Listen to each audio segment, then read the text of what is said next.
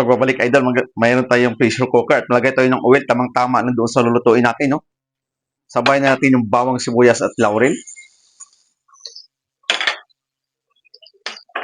Mix lang muna natin yan, no? Usak-usak para lumabas na yung aroma na kundi. Pag lumabas na, ika nga yung aroma ng bawang sibuyas laurel natin. Marami tayong native na manok, galing probinsya, no? Nilaga lang to, pero hindi pa malambot. Lagay natin dito. Sakot-sak muna natin. Lakasan ng apoy. At kayo na rin mag-control, no? Lakasan nyo ba, hinaan. Depende sa apoy na ginagamit nyo, no? Yung kalan. Ika nga, yung sabi ko. Sakot-sak muna natin to. Pag sakot-sak na natin, no? Ika nga, ibig sabihin, i-mix doon lahat ng condiments sa meat natin. Mayroon akong ginawang adobo sauce. Kung hindi nyo pa nasundan to, nasa YouTube channel ko, puntahan nyo lang. Lagay natin dito. Mayroon tayong liver's bread, isa. Lagay natin dyan. Siguro may idea na kayo kung anong lulutuin natin at kung hindi pa, abangan nyo. Lakasan ng apoy, no? Tapos mag-add tayo ng water dito dahil ipi-pressure cooker natin. Pag na-mix na lahat, yung liver's bread doon, tsaka yung adobo sauce, siguro, alam nyo na kung anong lulutuin natin.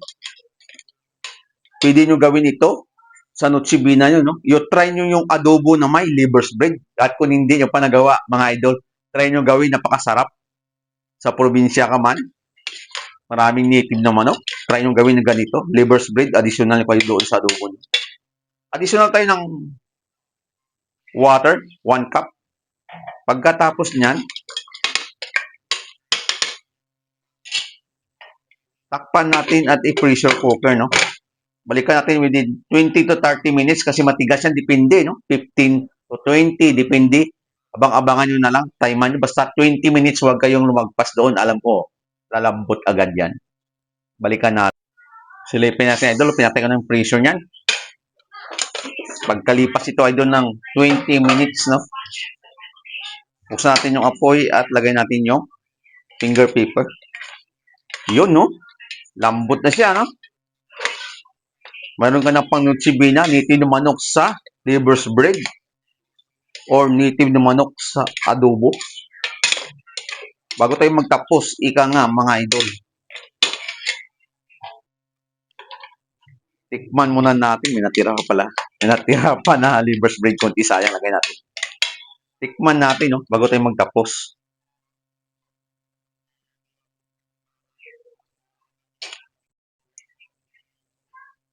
Swak, tamang-tama ang timpla ko, idol, no? Sa adobo sauce ko, kung hindi nyo pa na try gawin yung adobo sauce ko na mixing, puntahan nyo yung YouTube channel ko, nandoon lang. Tingnan nyo at kasyang kaysa idol. Yung 1 kilo doon na manok, baboy,